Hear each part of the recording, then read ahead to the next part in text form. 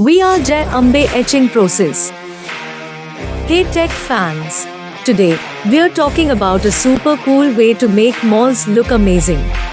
It's all about 5-axis laser texturing, a fancy tech that's changing how we do things. 5-axis laser texturing is like a superhero for your mold designs. It makes them look super cool and perfect, way better than before. So, what's the deal with this tech?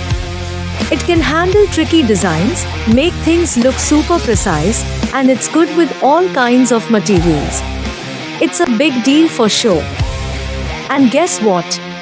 Real industries like cars and medical stuff are already using it.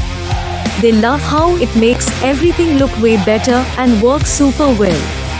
So, that's the scoop on 5-axis laser technology, the future of making moulds look awesome. It's all about being super precise, fast, and able to do lots of cool stuff. We are Ambay etching process. If you're as excited as we are, give us a thumbs up, hit subscribe for more techie stuff, and stay tuned for what's coming next.